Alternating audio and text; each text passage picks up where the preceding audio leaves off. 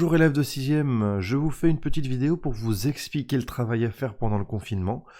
Je vais vous montrer sur quoi vous allez travailler à partir de mon site internet directement, où vous allez pouvoir, comme d'habitude, aller récupérer les activités, les documents nécessaires. Pour cela, je vais vous montrer déjà comment on fait pour y accéder. Donc vous ouvrez votre navigateur internet et vous utilisez un moteur de recherche. Alors vous avez deux solutions. Vous utilisez justement le moteur de recherche en tapant Pavot et SVT. Et normalement c'est la première adresse qui apparaît, première recherche. Ou alors vous tapez dans la barre d'adresse pavot-svt.fr. Ensuite vous allez dans 6e, thème numéro 2, puisqu'on n'a pas changé de thème.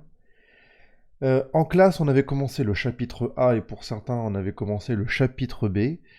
On va laisser de côté ces deux chapitres.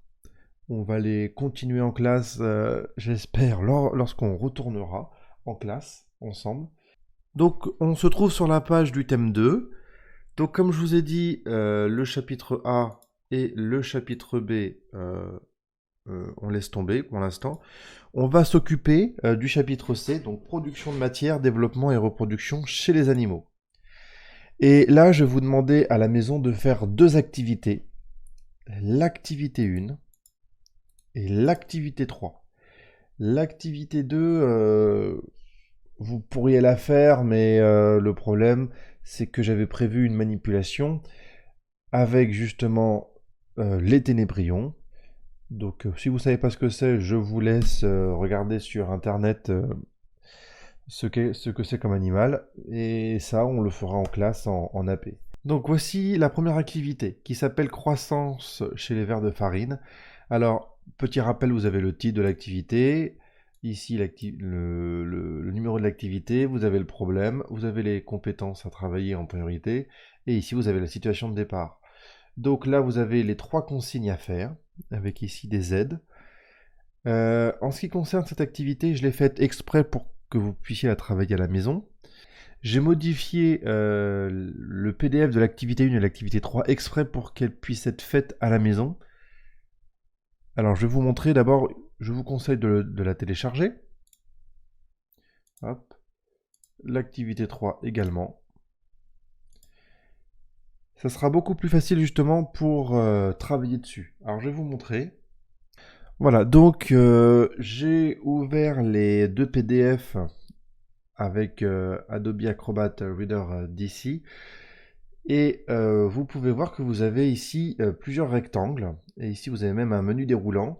Et en fait, c'est dans ces cadres-là que vous allez pouvoir répondre directement sur le PDF.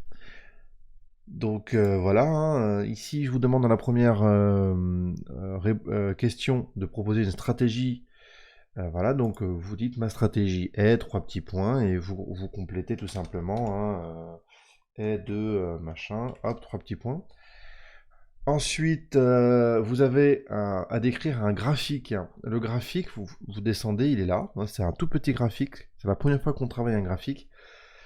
Et donc, vous avez un tableau pour vous aider à analyser ce graphique. Donc là, il va falloir me trouver ce qu'on mesure au niveau de l'axe des ordonnées. Donc, on appelle l'axe vertical et l'axe des abscisses ou l'axe horizontal.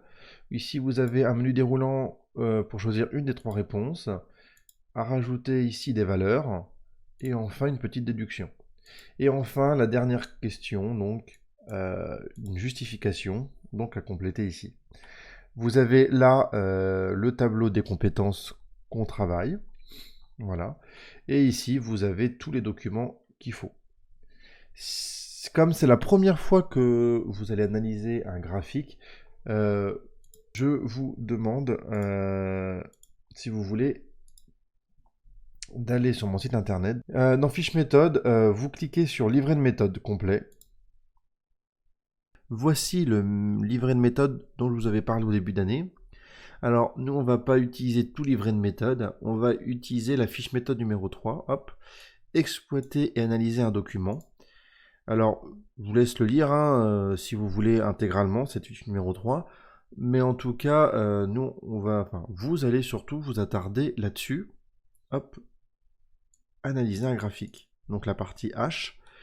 Donc vous lisez, hein, je vous donne en fait ici point par point tout ce qu'il faut faire pour analyser un graphique, d'accord.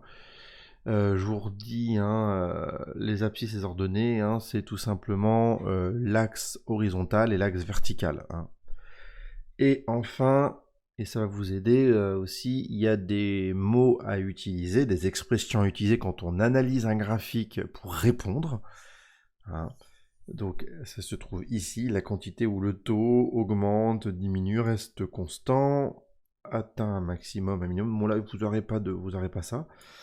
Voilà, et si vous voulez, vous pouvez même rajouter rapide, lent, lente, forte, faible, etc. pour l'évolution. Bon, ça n'en est pas encore là. Et donc tous ces mots-là, non, on oublie. Ok. Bref, vous avez la fiche méthode si vous voulez analyser correctement le graphique. En tout cas, voilà, j'ai tout dit ce qu'il fallait pour l'activité 1. Donc voici l'activité 3 où on va parler du développement chez l'espèce humaine et même on va parler aussi d'une étape du développement qui s'appelle la puberté. Donc vous avez toujours le problème, les compétences, la situation de départ, les 3 consignes que je vais vous demander de faire, plus après ce qu'il faut compléter. Vous pourrez remarquer pour ceux qui sont forts en orthographe que j'ai fait une petite erreur que je m'empresserai de corriger, hein. C'est se développe E et pas ENT. Donc là, je vous laisse répondre pour la question 1, décrire à nouveau un graphique. Alors là, je vous laisse vraiment rédiger. Donc on observe que, on commence toujours par cette petite introduction où je constate, où je remarque. Donc là, vous utiliserez le document numéro 4 qui est ici, qui vous montre en moyenne la croissance chez les garçons et chez les filles. Et après, je vous laisse utiliser les autres documents, donc, et pour remplir ce tableau-là. Donc vous avez juste à cocher, hein, hop, je coche, je décoche, voilà. À compléter tout simplement, donc c'est pour montrer les caractères qui existent ou qui apparaissent au cours de la puberté chez les garçons, les hommes, les filles et les femmes. Ok. Et enfin, la troisième consigne, où là je vais vous demander de regarder une vidéo. Je vous mettrai le lien sur Pronote de cette vidéo. Je vous laisse, donc ça s'appelle Développement de l'espèce humaine. Vous regardez cette vidéo, hein, vous pouvez mettre pause, vous pouvez la revoir, la revisionner comme vous voulez. Et le but c'est de compléter, évidemment, ce schéma. Alors, soit vous faites à l'ancienne, vous imprimez le PDF et vous utilisez une paire de ciseaux, vous découpez les étiquettes, hop, et vous les complétez ici, là, dans les cases où il y a marqué image, hein, voilà. Ok. Et après, vous avez plus qu'à compléter les cases qui sont là avec les menus déroulants.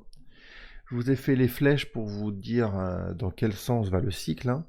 Il commence d'ailleurs ici, là, première case. Et sinon, vous complétez directement sur le PDF.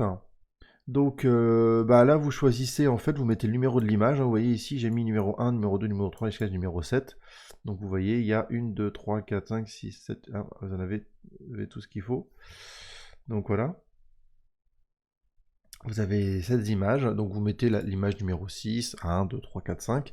Et après, vous choisissez le stade de développement, homme, femme, bébé, enfant, fœtus, adolescent, cellule œuf, voilà. Et vous avez ici les flèches qu'il faut légender, donc ça, ce sont les étapes.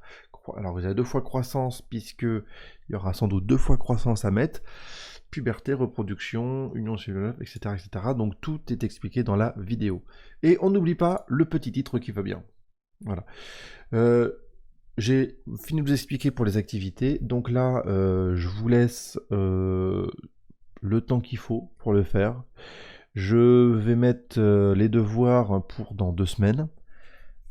Juste petite précision, l'activité 1, elle doit faire à peu près une demi-heure de travail, en n'étant pas déconcentré et tout, en s'y mettant bien. Et l'activité 3, à peu près 1h15, 1h30. Donc ce qui fait à peu près grosso modo, le temps malheureusement qu'on perd en SVT pour l'instant au niveau des cours.